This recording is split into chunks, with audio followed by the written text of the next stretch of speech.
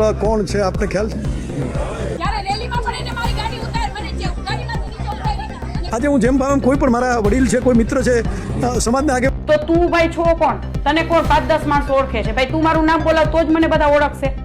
નમસ્કાર મિત્રો, તમે જોઈ રહ્યા છો મેષધમા. હાલ ક્ષત્રિયના કાર્યક્રમમાં ફરી એકવાર પદ્મનીબાએ કર્યો હોબાળો. હા મિત્રો, તેનું સ્ટેજ પર નામ ન બોલાતા તે થયા લાલ ઘૂમ અને બધાની સામે પૂછ્યા અનેક સવાલ, જે વિડીયો તમે જોઈ શકો છો.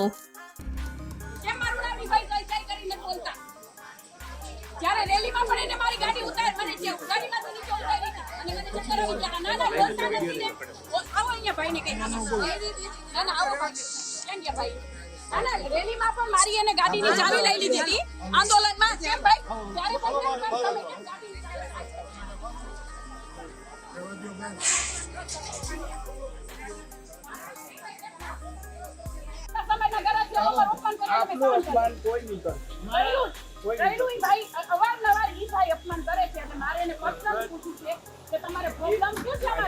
હવે આ હોબાળા બાદ અર્જુનસિંહ શું કહે છે પદ્મનીબા વિશે તે તમે સાંભળો. આમાં પદ્મિનીબા અમારે અદ્ભુત અંગ છે અને સમાજમાં આવો હોય અને હું એવું માનું ત્યાં સુધી એની ચર્ચા કરવી વ્યાજબી નથી. આપ સર્વને વિનંતી કરું, અમને અમારે મોટું નથી થવું.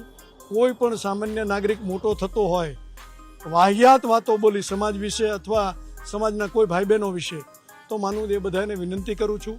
આપણે મોટું થવાનું મંચ આ નથી. ક્ષત્રિય સમાજ જ્યારે ભેગો થાય ત્યારે એકતાની વાત કરતો હોય ત્યારે આવા જે કોઈ પરિબળો, હું જેને અસામાજિક ન કહી શકું, હું ખરેખર દીકરી બા છે, ગૌરવપૂર્ણ કહેવાય, પણ હવે એને સભ્યતા થોડીક ચૂક્યા છે, તો એમને હું સન્માનભેર કહીશ કે બેન આપણે આગળ વધો. પણ ક્યારે આગળ વધી શકાય?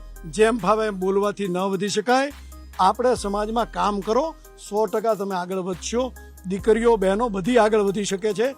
આખી ઘટના બાદ અર્જુનસિંહને ધમકીનો ફોન આવે છે, જે વિડીયો ટૂંક સમયમાં ચેનલ પર આવી જશે. જેથી ચેનલને સબસ્ક્રાઇબ કરી બેલ આઇકન ઓન કરી દેજો, જેથી સૌથી પહેલા નોટિફિકેશન તમને મળી જાય.